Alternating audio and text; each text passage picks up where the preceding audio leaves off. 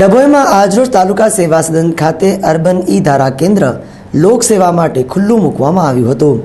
આજરોજ ડોક્ટર ભીમરાવ આંબેડકરની 126મી જન્મજયંતિના ખાસ દિને લોકહિત માટે સિટી સર્વે વિભાગના તમામ પ્રમાણપત્ર અને દસ્તાવેજો સહેલાઈથી અને ઝડપથી મળી રહે તે હેતુસર ઓનલાઈન સિસ્ટમ કાર્યરત કરવામાં આવી હતી, જેમાં પ્રોપર્ટી કાર્ડ તેમજ દસ્તાવેજની ઓનલાઈન એન્ટ્રી સહિતની કામગીરી સહેલાઈથી થઈ શકશે। આ કાર્યક્રમમાં ડભોઈ ધારાસભ્ય એસડીએમ મામલતદાર સહિતના મહાનુભાવોએ હાજરી આપી હતી, જેમાં વિધિવત રીતે પૂજા અર્ચના કરી ધારાસભ્ય બાલકૃષ્ણ પટેલના વરદ હસ્તે રિબન કાપી અર્બન ઈ ધારા કેન્દ્રને ખુલ્લું મૂકવામાં આવ્યું હતું।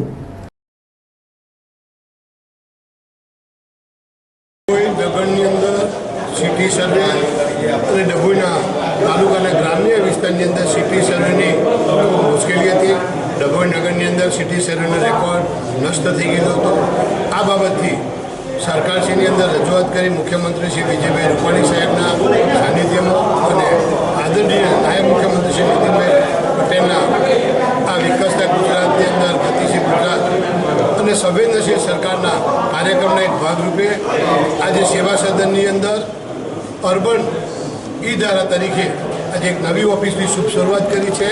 ઈ ધારા એટલે તાત્કાલિક આપણને કોઈપણ પ્રોપર્ટીની નકલ મળે, પણ અર્બન વિસ્તાર એટલે શહેરી વિસ્તારની અંદર પોતાના મકાનની, પોતાના પ્લોટની, પોતાના પ્રોપર્ટીની નકલ લેવા માટે ઘણી મુશ્કેલી પડતી હતી। સિટી સર્વેના ઓફિસર મળે ના મળે, નકલ માટે ખૂબ ધક્કા ખાવા પડતા હતા। એના બદલે આજે સેવા સદનની અંદર ભારતીય જનતા પાર્ટીની ગુજરાત સરકારે અર્બન ઈ ધારા શરૂઆત કરીને ખૂબ સુંદર રીતે ડભોઈની સેવા પૂરી પાડવામાં એક સુંદર તક આપી છે। તમામ મહાનુભાવોને, મુખ્યમંત્રીશ્રીને અને નાયબ મુખ્યમંત્રીશ્રીને શુભેચ્છા અને અભિનંદન પાઠવું છું કે અમારા ડભોઈની અંદર સેવા કરવા માટે ખૂબ સારો અનેરો અવસર આપ્યો છે।